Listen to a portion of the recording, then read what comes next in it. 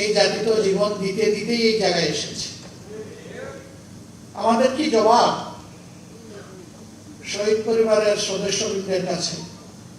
কি জবাব এখনো ভাঙ্গা পা হাত নিয়ে, বুকে মাথায় পিঠে গুলি নিয়ে যারা এখনো প্রতি রাত ঘুমাতে পারে না, কাতরায়, কষ্টে যন্ত্রণায়, কোনো কাজ করতে পারে না, তোর তারা যুবক যুবতী হয়ে গেছে এখন পঙ্গু, তাদের কাছে আমাদের কি জবাব? এখন যে পার্লামেন্ট এবং সরকার গঠিত হয়েছে, সবাই স্বীকার করে যে এটি 24-এর ফসল, কিন্তু কেউ কেউ বলতে চান 24 তেমন কিছু না, এর আগের অংশটা গুরুত্বপূর্ণ।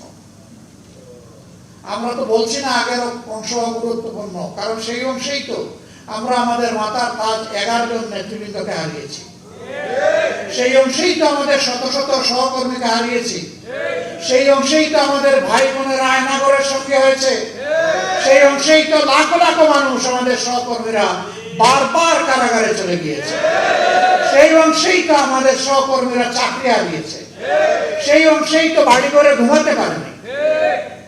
আমরা তো ওই অংশ অস্বীকার করছি না, কিন্তু এইটা অস্বীকার করার কোন উপায় নেই। আমাদের এত এত ত্যাগ, আমাদের আন্দোলন এবং প্রতিরোধ তখন কিছুই কার্যকর হয় নাই। যা এসে কার্যকর রূপ পেয়েছে 24-এ, এই 24-কে স্বীকার করতে এত হীনমন্যতা কেন?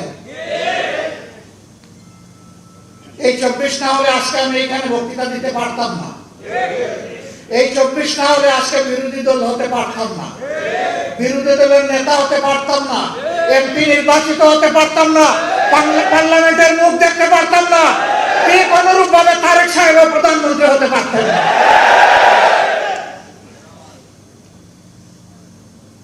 আর যে সমস্ত মন্ত্রীরা আজে বাজে কথা বলে, কেউ তো সংসদের ভিতরেই বলে ফেলে, আর কেউ টকশোতে গিয়ে বলে, দায়িত্ব জ্ঞানহীন কথা বলে, দেশ বিরোধী কথা বলে, আমরা যখন সংসদে বিষয়গুলো তুলে আনি তখন বলা হয় এগুলো সংসদের বাইরের ব্যাপার।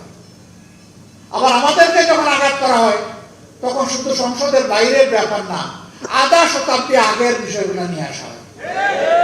চিংড়ি মাছের জীবন, লাভ দিলে পিছনের দিকে যায়, সামনে রাস্তা খুঁজে পায় না, এই জাতি আগাবে কিভাবে?